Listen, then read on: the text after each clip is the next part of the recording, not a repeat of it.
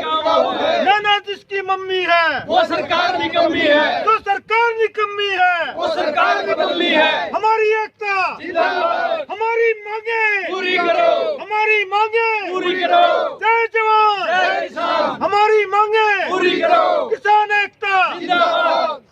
तो आज आपका क्या कहना है? ये प्रेस कॉन्फ्रेंस की गई है यहाँ, काफ़ी यहाँ प्रेस मीडिया के साथी हैं, उनको क्या कहना चाहोगे? सबसे पहले तो आप सभी का बहुत बहुत धन्यवाद, आप जो मेरे गांव में आए।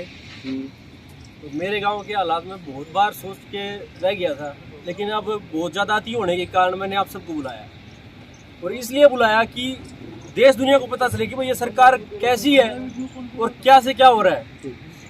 अब इस मामले में देखो, ये माइनिंग का जो मामला है मेरे गाँव का, इस मामले में किसी का दामाद इन्वॉल्व है, पॉलिटिक्स सिलेक्शन है, किसी का कोई इन्वॉल्व है, तो उनकी पावर के कारण मतलब सरकार का सीधा सीधा हाथ हो गया।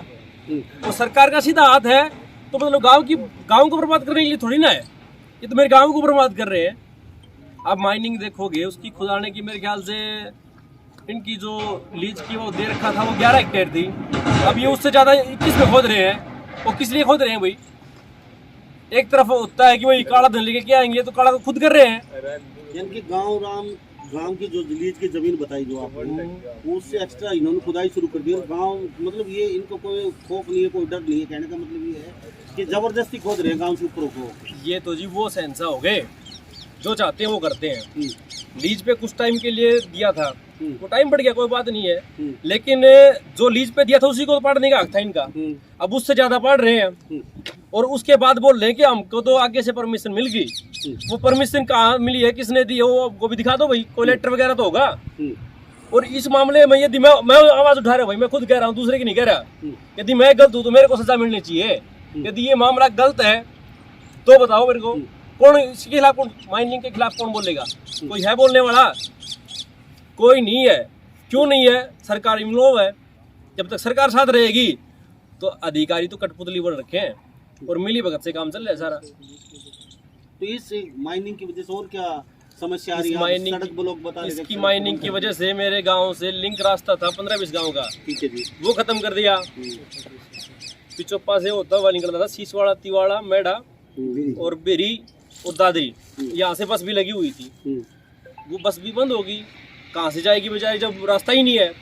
वो रास्ता खुदाई हो गया तो ये प्रशासन कुछ नहीं कर रहा। सरकार ने भाई बना के वो हरजाना लेना है, करना पीना सब कुछ कर लिया, वो हो गया सो हो गया। लेकिन अब मेरे गांव में कहीं पे तो धूल उठती है, टाइम से पानी नहीं छिड़कते। दूसरी बात ये है, कहीं भी ये बोलते थे भाई पक्का मार में तो दुनिया वो करे ना, तो कहीं किसी का बिल काट दे, सीधा ही दे रहे हैं जो कुछ दे रहे हो। अरे खुद पिचोप्पा का छोटो, दूसरा काम कोई पढ़ लिया, कोई रास्ते का समाधान नहीं है। दूसरे हमको 16 किलोमीटर का चक्कर काट के आना पड़ता है, जबकि वो हमारा 3 किलोमीटर का था। अब 13 किलोमीटर का तेल ज़्यादा बढ़ा है कि मैं सरकार ने तेल भी फालतू महंगा कर दिया। तो इसमें अब और क्या कहना चाहोगे? प्रशासन सरकार मिली हुई है, क्या लगता है? वही अभी एक के थाली के चट्टे बट्टे हैं सारे। सरकार भी मिल रही है, प्रशासन भी मिल रहा है, और मैं तो ये कहूँगा जी, यार दाल काले नहीं, पूरा सिस्टम में कालो हो रहा है। तो कुछ 35 करोड़ रुपए समथिंग सुनने में आया, आपने ITI वगैरह लगाई थी, उसके पैसे रखे हुए। जो RTI लगाई थी वो हमारे प्रिय दादाजी सुमेर सिंह थे, वो एक्सपायर हो गए, उनके बेटे हैं, उन्होंने अब कार्रवाई कर रखी है। तो 17 करोड़ समथिंग तो इनका निकल चुका है। अब वो 21% उनका ब्याज लगा के वो 35 करोड़ के लगभग होगा इनका। और वो 35 करोड़ के चक्कर में तो यूँ सोच लो पूरी सरकार यही झुक रही है। हरियाणा में आप कहीं भी जाओ, पिचोप्पा के अंदर जो धांधली चल रही है वो आपको हरियाणा में कहीं नहीं मिलेगी। हरियाणा में स्पेशल और स्पेशल क्या है कि खाने का मोटा पैसा कहाँ मिलता है वो जगह देखते हैं। पिचोप्पा कला में वो मोटा सिस्टम है, यहाँ पे 3-3 माइनिंग होगी, और जिस धाम बैठे हैं ये तो सबका बाप है। अरे यहाँ पर तो हम आने के लिए भी डरते हैं लोग, आजकल गाँव के लोग यहाँ आने के लिए भी तरसते हैं, क्योंकि ऊपर से धमकी भी दे देते हैं कि ये करवा देंगे, वो करवा देंगे। मैं बोला मेरा करवा दो भाई, क्या करवाओगे? मैं जानू मेरा काम जानो, कोई करवानिया हो तो धमकी जो दे वो भाई मेरे ताकि दे लियो। यानी कि चोरी फिर सीधा चोरी। बिल्कुल ये वही मैटर तो नहीं हो रहा जो कर थोड़े दिन पहले टाडामाली खान में आया था। देखो जी, ये जो दोड़ा माइनिंग है ना, इस दोड़ा माइनिंग में वो कांड दोहराया जाएगा जो डाडे में दोहराया था। और डाडम में तो कुछ हद तक के लिए कम थे, और यहाँ पर तो बहुत ज्यादा बड़ा सीन होने वाला है। और ये होने के बाद पॉलिटिक्स जो आदमी अपनी रोटियां सेकेंगे और कई बर्बाद परिवार हो जाएंगे। तो प्रधान जी, आप भारतीय किसान यूनियन के प्रदेश अध्यक्ष हैं, क्या कहेंगे फिर इसको लेके? आज आप यहाँ मौजूद हैं और सैकड़ों संख्या में लोग पीछे खड़े हैं, तो कुछ कहना चाहेंगे आप भी? क्योंकि मामला संवेदनशील है। डाडम में बहुत बड़ा नुकसान हो गया, कई लोग मजदूर मारे गए नीचे दब के, वही कंडीशन यहाँ पे है, पानी नीचे से ऊपर। सभी हमारे प्रेस के बंधुओं को हमारी तरफ से और हमारे सभी दर्शकों को नमस्कार। आज का हमारा देखो ये कार्यक्रम तो वैसे गांव का है, जो मामला है बहुत गंभीर है। हम तो मुआवजे की मांग को लेकर के, जैसे गेहूं की फसल खराब हो रही है बरसात से, सरसों का मरोड़िया लग रहा है, इधर से गुजर रहे थे, इस रास्ते से कभी हम निकले थे तो सरसों का मरोड़िया देख के आ रहे थे। यहाँ तो 5-7 गांवों के आदमियों का मरोड़िया लगा रखे है इस सरकार ने। यहाँ खानक के कारण देखो रास्ता ब्लॉक कर दिया मार्केटिंग बोर्ड का। मार्केटिंग बोर्ड का रास्ता ब्लॉक करने के अंदर अगर उनको पता होने के बावजूद शिकायत तो गांव ने दी होगी। जहाँ 5-7 गांव इस साइड है, 5-7 गांव उस साइड है, एक दूसरे के हम सुख दुख के सहयोगी हैं, तो एक दूसरे के साथ जैसे आना जाना आदान प्रदान रहता है अक्सर, तो उसके लिए हमें 20 किलोमीटर का चक्कर काट के आना पड़ रहा है। ये इनकी मूल समस्या है। और रही बात रास्ता, प्रधानमंत्री अटल बिहारी वाजपेयी ने कभी एक मुहिम चलाई थी कि ग्राम सड़क योजना, गांव से गांव को जोड़ा जाए, शहर से जोड़ा जाए। आज उसी सरकार ने उसको बिल्कुल दरकिनार करके रास्ता ही ब्लॉक कर दिया। बहुत बड़ा मुद्दा है। रास्ते के पत्थर को भी बेच दिया, यानी कि कम से कम तो अवैध कब्जा मानने या क्या समझा जाए इस खनन को। जहाँ कम से कम 300 फुट गहरा ये खनन कर रखा है, पानी भर रहा है। मुद्दा है गांव का, ये एक गांव का नहीं, बिचौपा का। ये करीब 15-16 गांव बनेंगे। इन्होंने इकट्ठा होकर एक पंचायत करनी चाहिए और उस पंचायत के अंदर एक बड़ा फैसला लेना चाहिए। जो शुरुआत हुई है ये बहुत शायद आने वाले समय के अंदर सरकार और यहाँ के प्रशासन के लिए एक बड़ी मुसीबत बनेगी, क्योंकि ये जहाँ भी इस प्रकार के जो घोटाले उजागर होंगे, ये सरकार कह रही है कि भाई हम तो क्या है भ्रष्टाचार मुक्त कर रहे हैं। अब उस खट्टर साहब को बताना चाहते हैं ये कौन सा भ्रष्टाचार है कि नहीं है भाई। क्या सरकार आज बिल्कुल भ्रष्टाचार मुक्त है? जहाँ 300 फुट नीचे तक चला गया, यहाँ का प्रशासन, यहाँ का डीसी कहाँ पता नहीं कहाँ गायब हो रहा है, भूमिगत हो रहा है। वो तो पाताल लोक का, यमलोक का महाराजा बना बैठा है। अगर भाई यमराज है, वो कभी निकलेगा तो वो किसी को डस देगा। उसके पता नहीं कि उस यहाँ पर इतना 300 फुट गहरा लोगों ने खनन कर दिया। भाई प्रशासन की भी जिम्मेवारी बनती है। लेकिन गांव वासी इसके लिए अब स्टेप उठाएंगे ना, तो ऐसी कोई बड़ी चीज नहीं है कि जो सरकार है ना, सरकार गांव से चलती है। गांव से बढ़ के सरकार नहीं है, सरकार यहीं से बढ़ के जा रही है। यहाँ का विधायक है, जनप्रतिनिधि है, उसको पता होगा। यानी कि ये खनन माफिया है, ये बड़ा है, सरकार के दिशा निर्देश पे चल रहा है, सरकार की सह के अंदर काम हो रहा है। ऐसा नहीं है कि कोई अचानक कोई छोटे मोटे ठेकेदार नहीं कर रहे ये काम, ये सरकार के आदमी हैं, वही तो कर रहे हैं। और इसके लिए सभी ग्रामीणों को, यानी कि जो 10-15 गांव हैं, इनको सबको आगे आना पड़ेगा। अगर इसका समाधान चाहते हैं तो हमें एकजुटता दिखा करके इस मामले को अगर सब साथ देंगे ना, तो इसका समाधान निश्चित तौर पे निकलेगा। और इसका जिसने इसका अपराधी है, जिसने ये अपराध किया है, उसने दंड भी भुगतना पड़े। जैसे डांडम के अंदर हुआ, पूरी भारत सरकार के अंदर एक खलल मची थी कि डांडम के अंदर इतना बड़ा हादसा हो गया, जहाँ 15-20 आदमी गुजर गए। एक हादसे के कारण देखो कितना हाईलाइट मामला हुआ। ये होने वाला क्या पता कब क्या हो जाए। जहाँ 300 फीट नीचे जाके पानी निकल रहा है, वहाँ हमने देखा है। हम तो नहीं बल्कि अचंभा हो गए, यहाँ आदमी खड़े देखे भाई ये मामला क्या है, इतने आदमी खड़े हैं, क्यों आ रहे हैं। ये खबर है, देखो बहुत खबर खास है। अगर सरकार के अंदर कहीं जमीर जिंदा है ना, तो ऐसे मामलों के अंदर अगर पारदर्शिता नहीं आएगी तो सरकार के ऊपर विश्वास कौन करेगा। ये सरकार बेच रही है, सीधी बात है। और कभी पढ़ा करते हैं कि अरावली की पहाड़ियां है हरियाणा के अंदर, अगर ये 300 फुट गहरी खुद की, तो अरावली की पहाड़ियां आने वाला हमारा भविष्य कहाँ देख पाएगा भाई। यहाँ तो पत्थर के कंकर भी नहीं मिलेंगे। ये 20 साल के अंदर तो शायद यहाँ से मेरे ख्याल से मिट्टी भी नहीं छोड़ेंगे। तो इसके ऊपर सरकार का अगर कहीं भी पारदर्शिता के अंदर अगर अपने दावे ठोकती है नहीं, खोखले दावों से कुछ नहीं। जहाँ जी हम पूछना चाहेंगे, डाडम पहाड़ में जो मजदूर दब के जो गुजर गए, उनको 25 लाख रुपए देके खुर्दमुर्द कर दिया, तो आपको लगता है यहाँ को कार्रवाई हुई? क्योंकि आप आवाज उठा रहे खनन माफियाओं के खिलाफ, चाहे वो खनन माफिया हो, चाहे हीरा माफिया हो, चाहे कोयला माफिया हो, चाहे वो कोई भी माफिया हो। माफिया बहुत ताकतवर होते हैं और सरकार कहीं न कहीं उनके प्रेशर में होती है। आज से किसी माफिया की सजा नहीं हुई है, तो आपको क्या लगता है ये सजा होगी जो आप मांग उठा रहे हैं? क्योंकि माफिया और सरकार का कहीं न कहीं तालमेल होता है। दुर्भाग्य तो यही है जहाँ घटना घटती है, घटना के अंदर कुछ न कुछ घटित होता है और उसके अंदर जो आदमी जैसे उसके शिकार होते हैं उसके पीछे जो खड़ा होता है वो कमजोरी दिखा देते हैं। अगर यहाँ पर सभी गांव, अगर ये 15-16 गांव खड़े हो जाए, सरकार इनसे ऊपर नहीं है, ये एक फैसला ले लें। जैसे हमारे दादरी के अंदर पानी की समस्या है बहुत बड़ी, 20 गांव ने फैसला ले रखा है भाई हम नैना चौटाला या दुष्यंत चौटाला या खट्टर को नहीं घुसने देंगे दादरी के अंदर। छोटी चीज नहीं है, वो फैसला बहुत बड़ा, सीवर का पानी पिला रहे हैं। अगर ये गाँव 17-18 खड़े हो गए तो उरे के दोबारा आ जाएगी नैना। ये उसका एरिया है, उसने देखनी चाहिए, सूद लेनी चाहिए भाई यहाँ कहीं ऐसा तो नहीं कि कहीं की जन भावनाओं के खिलाफ काम हो रहा हो।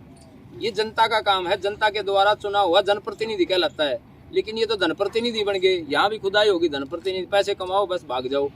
इन चीजों के ऊपर अगर सरकार पारदर्शिता नहीं लाएगी तो दोबारा उसको गाँव के अंदर कैसे घुसने देंगे लोग। जी सरपंच साहब, आपसे पूछना चाहेंगे अभी आगे क्या कोई ठोस, अगर सरकार नहीं चाहती, नहीं प्रशासनिक काम तक बात पहुंची, अगर नहीं कुछ सुध ली तो आगे की आपकी क्या कोई कड़ा कदम होगा? तो हम एक सताई धरना देंगे, उससे ही बात नहीं बनती है तो हम कुछ ऐसा करेंगे कि इतिहास गवाह रहेगा।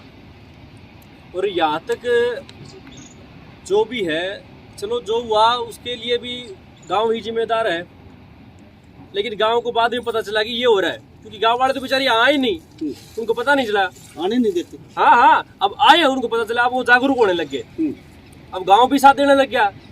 तो मैं मानता हूँ कि एक कड़ा स्टेप उठाएंगे सरकार के खिलाफ भी और प्रशासन के खिलाफ भी, और सबसे बड़ा स्टेप उठाएंगे माफिया के खिलाफ, जो खनन माफिया है, जो आप थोड़ी देर पहले बोल रहे थे, इनका बहुत बड़े ऊपर तक हाथ होता है, ये होता है, लेकिन गांव राम होता है जी। इनकी क्या औकात जो मेरे गांव में बढ़ जाए यदि गांव इकट्ठा हो तो। अरे गांव तो वो होता है जिसका मुखिया का पूरे हरियाणा के खट्टर को ही बाहर बैठा दे, लेकिन क्या होता है कि कुछ प्रेशर ऐसा बना देते हैं, स्टाफ वाले मिलके बेचारा दबुआर हो जाता है। और ना तो हम सरपंच या फिलहाल तो कुछ भी को नहीं, हम क्यों दबाएंगे भाई किसी से, हमको किसी से दाब नहीं है, जो करना है दब के करना है। चलो तो फिर सरपंच साहब बहुत बहुत धन्यवाद, हम आपके पास क्या आए अपनी धन्यवाद। और सबने बयान दिए हैं, मतलब आप क्या कहना चाहेंगे कि डाडम में हादसा हुआ था, उसके बाद में दोनों सरकारें, विपक्ष भी और पक्ष, यानी कि दोनों वहाँ पे मतलब आ गई, तो यहाँ ऐसा मतलब मामला लगता है कि बाद में रोटियाँ सेकने के लिए आएंगे। तो सबसे पहले तो मैं जितने भाई जो पत्रकार बंधु पहुँचे उनका मैं यहाँ पहुँचने पर धन्यवाद करते हैं, स्वागत करते हैं। मैं रणवीर फौजी, प्रदेश महासचिव भारतीय किसान यूनियन चरखीदार। हमारा जो किसानों का 36 बिरादरी का मुद्दा, उसको लेकर हम गाँव जा रहे हैं और लोगों की जो जानकारियाँ एकत्रित कर रहे हैं, किस फसल में नुकसान में कहाँ जल भराव है, उसी को लेकर आपके चौपा गाँव के अंदर इधर से हम निकल रहे थे। तो पहले भी जैसे कि आपने बताया, सरकार जो है हमारे से है, हम सरकार से नहीं है, क्योंकि सरकार हमने बनाई है, तो कहीं न कहीं हम भी इसके कसूरवार हैं। तो सरकार आज उल्लू की नींद सो रही है।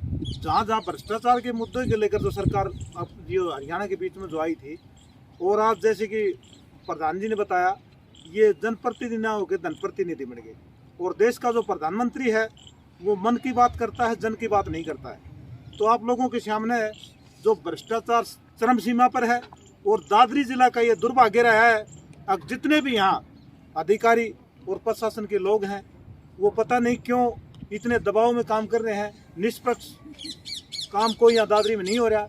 और दूसरा, जनता के मुद्दे तो इतने हैं, अब पूछो ही मतलब, सरकार से जो जनता या दादरी की जनता थी, हरियाणा की जो जनमानुस था, उसने मांगा था दादरी के लिए शिक्षा की अच्छा प्रबंध हो, स्वास्थ्य का अच्छा प्रबंध हो। और जो यहाँ के जो जनप्रतिनिधि हैं उन्होंने क्या दिया, यहाँ दादरी की जनता को टोल दिए, जो लोगों की सीधी जेब के ऊपर डाका डालने का काम किया। और दूसरा, ये नए नए कानून लेके आ रहे हैं। एक हरियाणा के अंदर एक जो किसान के प्रति 36 बिरादरी जो मजदूर कर्मचारी जो कमेरा वर्ग है, उसके लिए लेके आए प्रॉपर्टी डैमेज। यह आप लोगों के सामने सीधा उदाहरण है। अब जो सरकार के जो लोगों के द्वारा प्रॉपर्टी जो एक्ट है उसका सरासरी उल्लंघन किया जा रहा है, सड़कों को डैमेज कर रहे हैं, बिजली की लाइनों को डैमेज कर रहे हैं, हमारी जो धरोहर है उसका विनाश कर रहे हैं। तो ये सरकार कहाँ रहेगी? सरकार नहीं है। हरियाणा के अंदर सीधी सीधी जो गुंडागर्दी चल रही है, इस गुंडागर्दी के प्रति आज पूरे हरियाणा का और चरखी दादरी का युवा है वो जागरूक हो चुका है। और अपने हकों की जो लड़ाई है वो अगर सरकार और प्रशासन नहीं देता है तो आने वाले समय में जो हमारे जिन लोगों ने देश के लिए अपना खून का कतरा कतरा बहा दिया, आज ये अपने हकों के लिए रोडों पर आएंगे और सरकार की जो मुश्किलें हैं और प्रशासन की वो खड़ी होंगी। या तो सरकार बहुत जल्दी ये जितने भी दर्जन भर गाँव हैं इनकी समस्याओं पर तुरंत जो है अंकुश लगाए, जो गलत काम हो रहे हैं, जो अवैध माइनिंग वगैरह हो रही है और जो लोगों का जीना दुश्वार हो रहा है। नहीं तो आने वाले समय के अंदर बहुत बड़ा ताकतवर जो आंदोलन यहाँ से उभरेगा और सरकार की नाक में दम हो जाएगा और सरकार ने नाकों चने जो है चबाने पड़ेंगे। दूसरी बात देखो, ये जो गांव का जो कुछ परसेंटेज होता है गांव के लिए विकास कार्यों के लिए जो होता है वो 10% भी नहीं डाल रहे। ये सरासर दादागिरी है। अरे कम से कम गांव के विकास के लिए तो डाल देते कम से कम, वो भी नहीं डाल रहे। इतनी बड़ी दादागिरी तो हमने तो देखो अब से नहीं होगी, 1% भी नहीं होगी।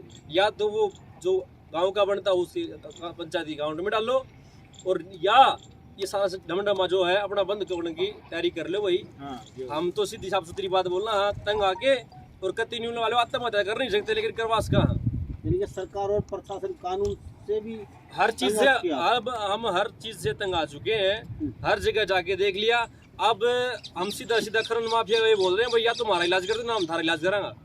साफ सुथरी बात यही है। सरपंच साहब, एक प्रश्न मेरा ये रहेगा, जैसे खनन वो डाडम के अंदर हुआ था तो उसके बाद में जो कंपनी थी ना, उसके कुछ लोग सामने आए थे कि अगर ये बंद हो जाएगा तो यहाँ के लोगों की रोजी रोटियाँ छीन जाएंगी। तो यहाँ पे भी अगर आप पेंशन करोगे तो यहाँ के लोगों की रोजी रोटियाँ। आपका सवाल जवाब सही है, लेकिन एक चीज करो, आप जो सारा सिस्टम है वो लीगल करो। रही दूसरी बात, डाडम के अंदर डाडम की एकता है, यूनियन है, वहाँ पे सारे डाडम के आदमी काम करते हैं। मेरे गांव में मेरे गांव के 20% आदमी काम करते हैं, सारे बाहर के हैं। तो 20% को तो वैसे भी लीगल चलेगा तो होगा, काम मिलेगा। दूसरी बात, ये तो जो वो बोलते हैं ना एंटी पार्टी जो भी किसी की भी होती है, अरे आज तक अब कांग्रेस की सरकार नहीं है, वो अपनी अपनी रोटियां सीखने में रहते हैं। अरे अब किसी को भी साथ आना चाहिए, क्योंकि ये सरकार ऐसा कर रही है तो अपोजिट पार्टी को भी साथ आना चाहिए। अभी विपक्ष से नहीं करेगा तो हम तो छोटी मोटी चीज है जी। बाकी दुखी हो रहा तो गरीब आदमी बहुत बड़ी बुद्धुआ देता है, और तंग आया आदमी बहुत कुछ कर रखा है। तो हम तंग आ रहे हैं और फिर कुछ क्या होगा। वो करते ठेकेदार साहब क्या कहोगे आप? मैं ये कहना चाहता हूँ जी, यहाँ डोला माइनिंग कंपनी 2016-17 में आई थी। उसके बाद यहाँ नाजायज पहले ठीक चला, फिर ये नाजायज माइनिंग करते हैं। इनका 11 हेक्टर है और ये 22-21 हेक्टर पाड़ते हैं। फिर आहिस्ता आहिस्ता इधर से ये फॉरेस्ट थी मालिकों ही पहाड़ था, इधर ये पाड़ लिया इन्हें बहुत ज़्यादा। हमने जगह जगह दरखास्तें दी पुलिस में, डीसी साहब का, सीएम का, माइनिंग अफसरां का। इनकी सब मिली भगत से हमारी कहीं कुछ नहीं चली। और ये गाजियाबाद का भी अफसर आया था, बोले भाई तुम ब्लास्ट नहीं कर सकते यहाँ क्रेशर के साथ, शेर उदी इधर से सड़क के साथ।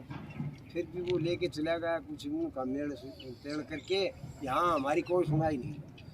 अब आहिस्ता आहिस्ता ये रास्ता पाट दिया जो सड़क बनी थी मार्केटिंग बोर्ड की, दोबारा फिर भी बस भी आया करती, यहाँ सब होता था, स्कूल की और ये रोडवेज भी।